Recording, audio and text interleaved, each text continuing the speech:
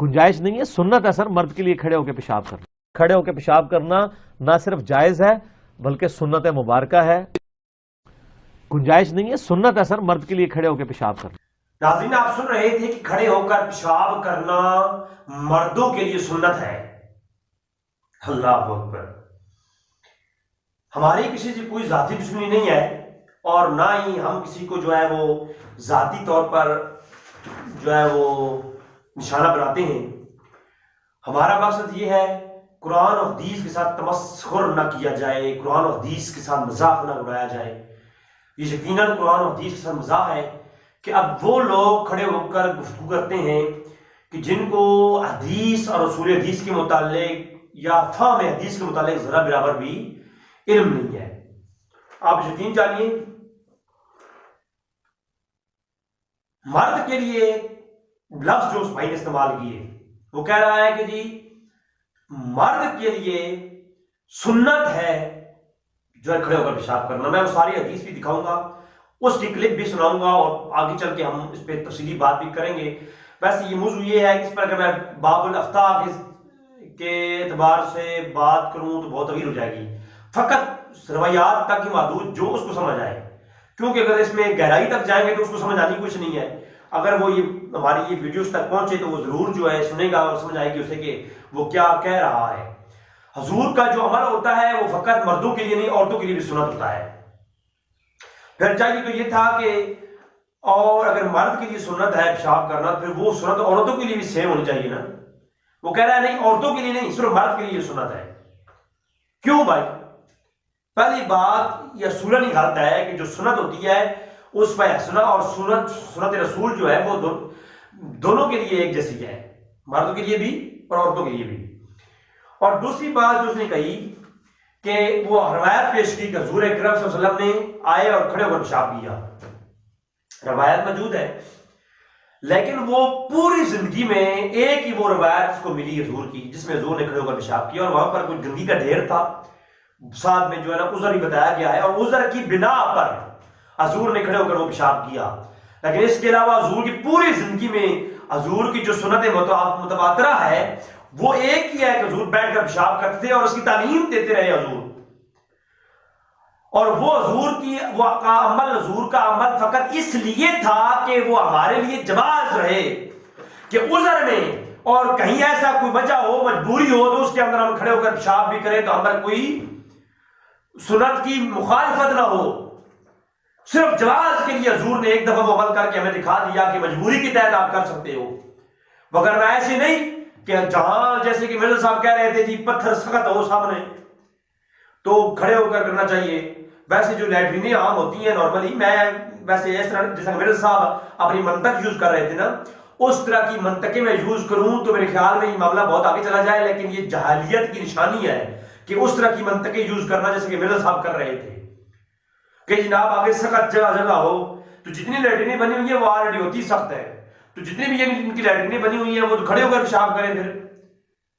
تو یہ جہالت میں بنی باتیں ہیں، ان کا حقیقت سے کوئی تعلق نہیں ہے. وہ مرزا صاحب نے ایک اور لطیف قسم کی مثال دی کہ اے جی جتنے بھی رہے نا لوگ انہوں پوچھو کہ بچپن میں اپنی ماں کو جا کے پوچھن کہ اے بچپن میں کھڑے ہو کر پیشاب کرتے تھے.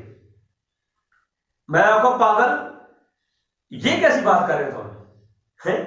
کہتا ہے اپنی ماما کو پوچھو تسی بچپن سے کھڑے ہو کے پیشاب کرتے ہو.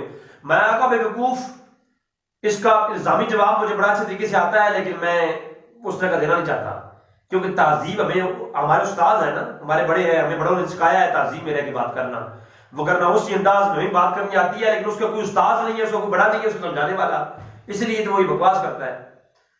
میں نے کہا اپنی ماں اور باپ سے پوچھو بچپن میں وہ ننگا بھی بھاگا کرتے تھے تو آپ بڑے ہو کے ننگے ہو کے بھاگو. بچپن میں تو اگر وہ اپنے باپ سے پوچھنا تو وہ ننگا گلیوں میں بھاگا کرتا تھا.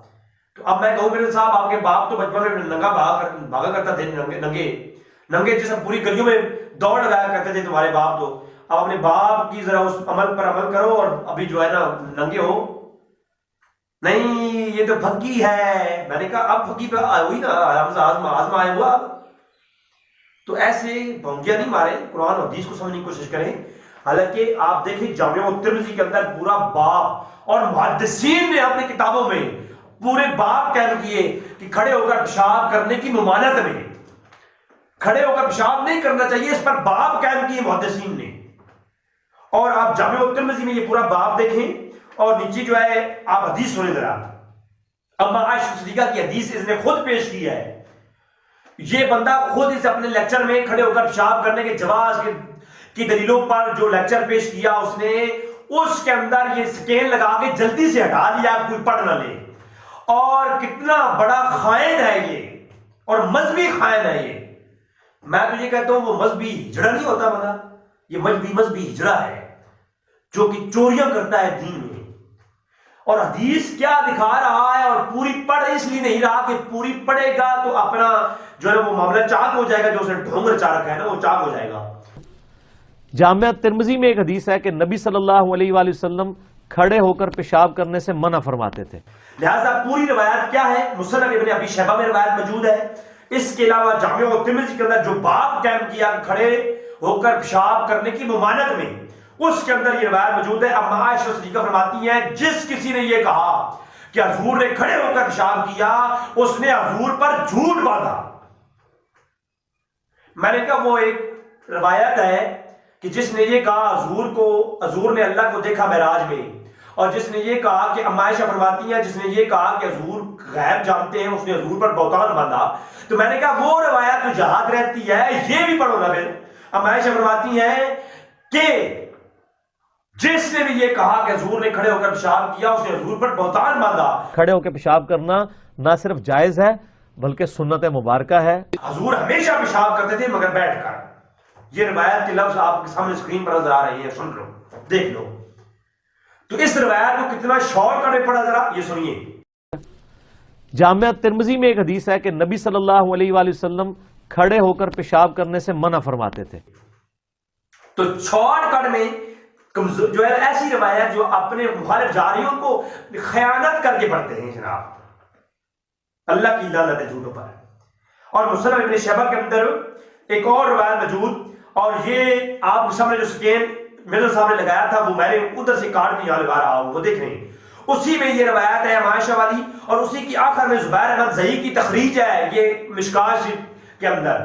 تو مشکوٰۃ شریف کے اندر زبیر احمد زئی اس روایت کے نیچے بھی، اور مسند ابن ابی شیبہ کی روایت جس میں یہ لفظ ہے کہ ابن عمر عبداللہ ابن عمر رضی اللہ تعالیٰ عنہ نے کہا کہ جب سے میں مسلمان ہوا ہوں تب سے میں نے کبھی کھڑے ہو کر پیشاب نہیں کیا.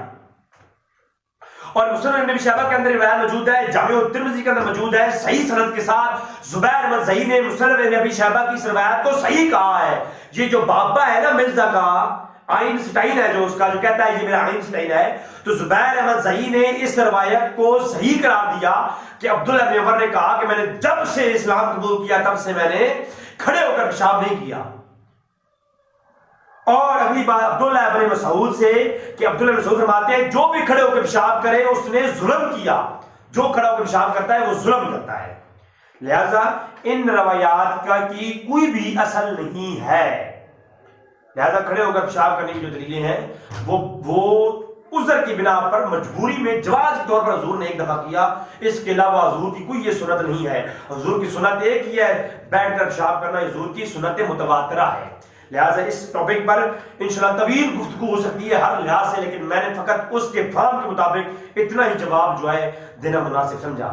دعا ہے کہ تعالیٰ ہمیں صحیح حدیث سمجھ کر کے اس کے فہم کو اور صحابہ کرام کے فہم کو لینے کی توفیق عطا فرمائے. وما علینا الا البلاغ المبین.